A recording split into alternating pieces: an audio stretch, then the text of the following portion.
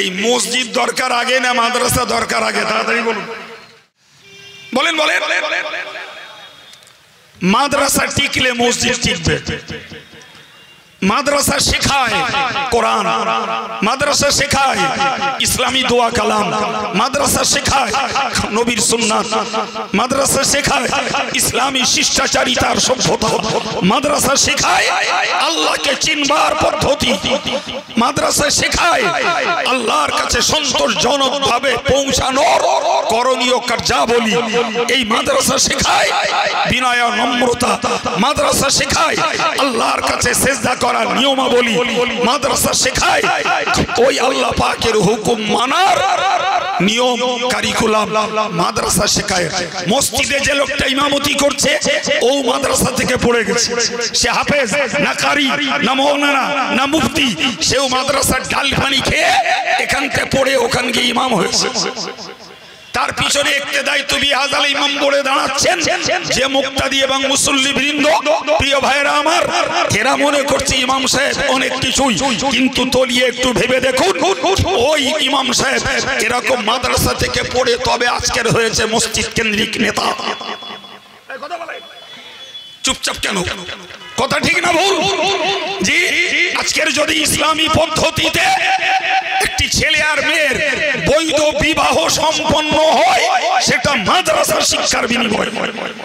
আজকে যদি একটা মানুষকে তার অন্ত্যেষ্টিক্রিয়া শেষকৃত্য সম্পন্ন হয়, আমরা যাকে জানাজা দাফন কাফন বলে থাকি, এটাও ওই মাদ্রাসা শিক্ষার সুবাদেই ওই মানুষগুলোর প্রকৃত সুন্নত পদ্ধতিতে তাদেরকে শেষকৃত্য সম্পন্ন করা হয়। আজকে যদি ভ্রাতৃত্ববোধ, মানবিকতা, আজকে যদি নিজের জীবনের পবিত্রতা পরিচ্ছন্নতা এও যদি শিখায়, ওই মাদ্রাসা শিখিয়েছে। আজকে যদি স্বামী স্ত্রীর একে অপরের হক, বাপ বেটার হক যদি আজকের শিখিয়ে থাকে, সেটা মাদ্রাসা শিখাচ্ছে। সম্মানিত ভাইরা আমার, আমি আপনাকে বলবো মনে রাখা দরকার, এত বড় কথা অন ক্যামেরায় দুম করে এমনি বলি নাই। জি, আপনাকে মনে রাখা দরকার, ভিন ধর্মের মানুষ যারা, কি আমার ধর্মের যারা মাদ্রাসা শিক্ষা থেকে বঞ্চিত, তিনিও ভালো করে ভাবুন। ভিন ধর্মের মানুষকে নিয়ে আমার কোন স্পিচ নয়। আমার ধর্মের মানুষ যারা ইসলামী শিক্ষায় শিক্ষিত নয়, তাকে আমি জিজ্ঞাসা করি, ভাই আপনি বিয়ে পড়েছেন, বিয়ে করেছেন, বিয়ে যদি করে থাকে, বিয়েটা পড়িয়েছে আপনার মসজিদের ইমাম, সেই ইমাম শিখে গেছে মাদ্রাসা থেকে। আপনার আব্বা মা ইন্তেকাল করেছেন, তাকে দাফন কাফন তার জন্য মাগফিরাতের দোয়া আর সবরেশনি করে থাকে, তো এই মাদ্রাসা থেকে শিখে যে কোন হাফেজ আলেমের দ্বারাই সে কাজকে সম্পন্ন করেছেন। আপনি আপনার পারিবারিক জীবন যাপন করবেন, সেই পারিবারিক জীবনের যে নিয়ম পদ্ধতি এজ এ মুসলিম আপনাকে শেখায়নি জগতের কোন ডাক্তার আর মাস্টার, জগতের কোন এমএমটি আর আইএস আর আইপিএস অফিসার। আপনাকে যদি শিখিয়ে থাকে এই ভিক্ষা করা পয়সায় যে মাদ্রাসাগুলো তৈরি হয়েছে, এখান থেকে পড়ে যারা গেছে তারাই এই শিক্ষার বিনিময়ে মানবতা, মনুষ্যত্ব, ইসলামী জীবন যাপন, বৈধ বিবাহ এবং সুন্নত মোতাবেক শেষকৃত্য সম্পন্ন করা, এসবগুলোই মাদ্রাসা শিক্ষার অবদানের সুফল। অস্বীকার করবেন? আপনি ঘুরিয়ে একটা জায়গা দেখাবেন পীরের খানকা, আপনি দেখাবেন কোন মার্কাজ, এখনো তলিয়ে দেখুন খানকায় যদি পীর সাহেব পীরগিরি করে, সেটাও শিখেছে মাদ্রাসা থেকে। যদি মার্কাজে কেউ ইমারত আমিরগিরি যদি করে, সেও শিখেছে মাদ্রাসা থেকে। কথা বলে প্রিয় ভাই, মনে রাখুন, আমি এই জন্য এত বড় কথা আপনাদেরকে বলেছি যে পৃথিবী টিকে আছে মাদ্রাসা শিক্ষার বিনিময়ে, টিকে থাকবে মাদ্রাসা শিক্ষার বিনিময়ে। ফলে আমাদেরকে এই জিকিরের মজলিসে বসে এই শিক্ষাটা, এই উৎসাহটা নিতে হবে যে আমাদেরকে জীবন দিয়ে, অর্থ দিয়ে, শ্রম দিয়ে মাদ্রাসা শিক্ষা যতদিন টিকিয়ে রাখবো, ততদিন মসজিদ বাঁচবে, ততদিন খানকা বাঁচবে, ততদিন মার্কাজগুলো বাঁচবে, ততদিন ব্যক্তি জীবনে ধর্ম নিয়ে আল্লাহর সন্তুষ্টি লাভ করা যাবে। সম্মানিত ভাইরা, রাসূল বলেছেন যতদিন পৃথিবীতে আল্লাহ আল্লাহ চলতে থাকবে, ততদিন পৃথিবী ধ্বংস হবে না। এ আল্লাহ আল্লাহ শিক্ষা কোথায় পাওয়া যায়? কথা বলেন, কথা বলেন। এই আল্লাহ শিক্ষা কোথায় পাওয়া যায়? ভালো করে মুখস্থ করে বাড়ি যান। এই আল্লাহর শিক্ষাটাও এই মাদ্রাসা এখানেই শিখানো হয়। প্রিয় ভাইরা আমার, সুতরাং আমি আবার বলছি, মাদ্রাসা শিক্ষা বাঁচলে জিকির চলবে, মাদ্রাসা শিক্ষা বাঁচলে সহি শুদ্ধ নামাজ চলবে, মাদ্রাসা শিক্ষা বাঁচলে আল্লাহর হুকুম মান্যতা চলবে, মাদ্রাসা শিক্ষা বাঁচলে নবীর সুন্নত বাঁচবে, মাদ্রাসা শিক্ষা বাঁচলে ইসলামী সভ্যতা আর মানবতা বাঁচবে, মাদ্রাসা শিক্ষা বাঁচলে ইসলামী পরিবার এবং আদর্শ সন্তান পাওয়া যাবে, মাদ্রাসা শিক্ষা বাঁচলে স্বামী স্ত্রীর হক রক্ষা হবে, মাদ্রাসা শিক্ষা বাঁচলে বাপ বেটার হক রক্ষা হবে, মাদ্রাসা শিক্ষা বাঁচলে বড়কে সম্মান আর ছোটকে স্নেহ করার এই মানদণ্ড রক্ষা পাবে। মাদ্রাসা শিক্ষা যদি বাঁচে তবে মনে রাখবেন মরণটা সহজ হতে পারে।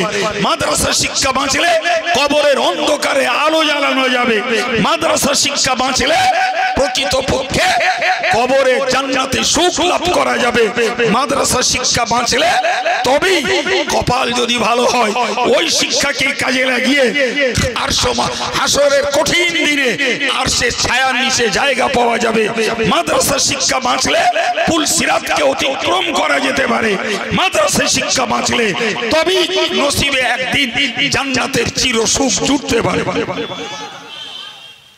এখন যদি কেউ মাদ্রাসা শিক্ষা লাভ করার পরে সে যদি ইবলিসের ভক্ত তৈরি হয়, মাদ্রাসা শিক্ষা লাভ করার পরেও কেউ যদি আল্লাহ পাকের দেওয়া ডিউটি পালনে অবহেলা করে, মাদ্রাসা শিক্ষার পরেও যদি কেউ আল্লাহ পাকের জিকির ফিকির থেকে বঞ্চিত হয়, তাহলে স্বাভাবিকভাবেই বলতে হবে সেটা ব্যতিক্রম ধর্মী এবং সেটা তার পার্সোনাল নিজস্ব দায়বদ্ধতা, পার্সোনাল দায়বদ্ধতা, ব্যক্তিগতভাবে সে দায়ী, কিন্তু প্রকৃত ইসলামী মিশন এর জন্য দায়ী নয়। বলে আমি বসেছি জিকির করানোর জন্য, জি শুধু একটা হাদিস আপনাদেরকে বোঝাতে চেষ্টা করেছি, জিকির যতদিন চলবে দুনিয়া ততদিন টিকবে। আবার বলছি মুখস্থ করুন, সহি মুসলিমের হাদিস, জিকির যতদিন চলবে ততদিন পৃথিবী টিকবে। জিকির মানে শুধু আমরা সাময়িক একটু আল্লাহ আল্লাহ করি এটি নয় বাবা।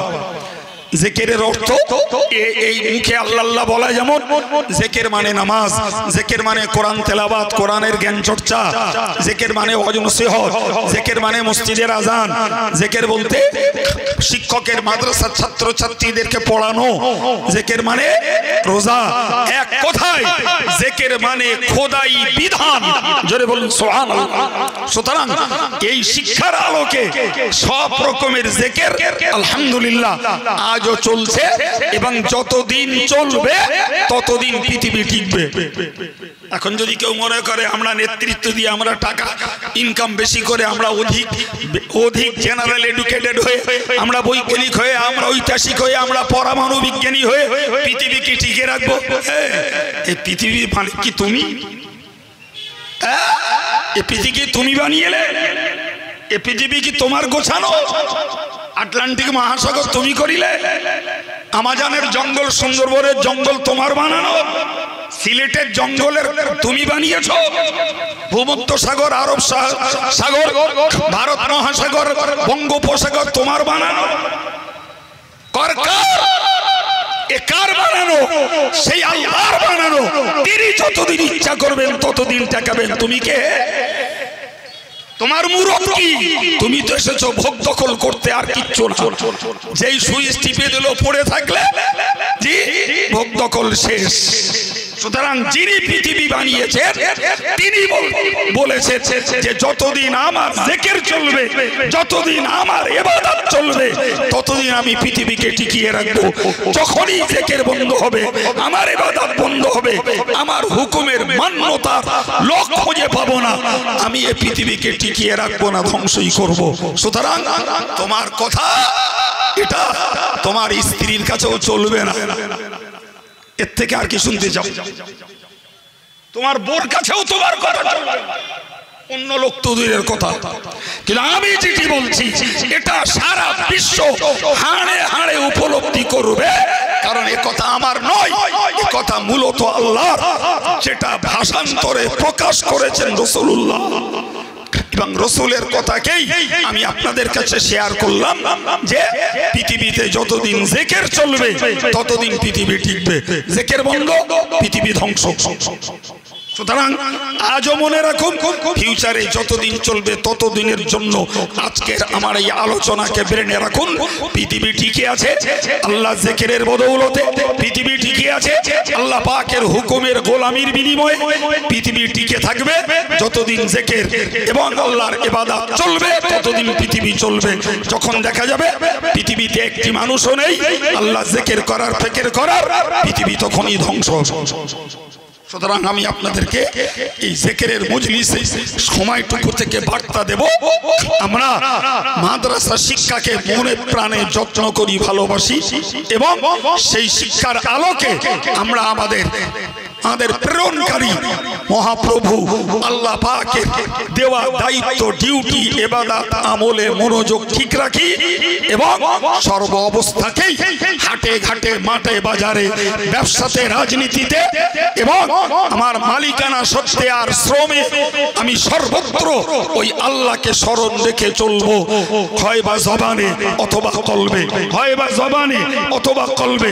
জবানের সুযোগ নাই, কলবে আল্লাহকে স্মরণ রেখে কাজ করব। জবানের সুযোগ হয়েছে আল্লাহকে জপ করব, তবেই মনে রাখবো আমি মালিকের কাছে প্রিয় হব এবং আমার মতো লাখো লাখো মানুষের এই জিকির ফিকির তাসবিহ তাহলিল ইবাদত আর ইতাআত আল্লাহ দাসত্বগিরি আল্লাহর হুকুমের গোলামির বিনিময়ে আল্লাহ এই পৃথিবীকে টিকিয়ে রেখেছেন, ইনশাআল্লাহ রাখবেন। সুবহানাল্লাহ।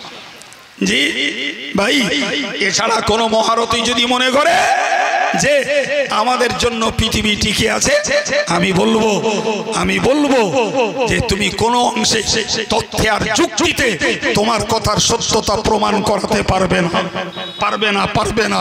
ওটা কেবলমাত্র তোমার দাবি। কারণ আমি আমার কথা বলি নাই, আমি বলেছি আল্লাহ এবং রসূলের বাচনিক, আল্লাহ এবং রসূলের ভার্সন, আর তিনি এর স্রষ্টা।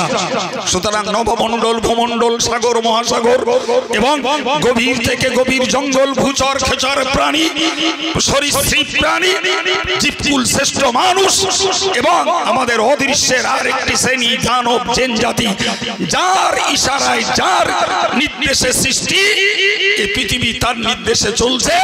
সময় তিনি যখন মনে করবেন একটা নির্দেশ দেবেন, এই পৃথিবী ধ্বংস হবে।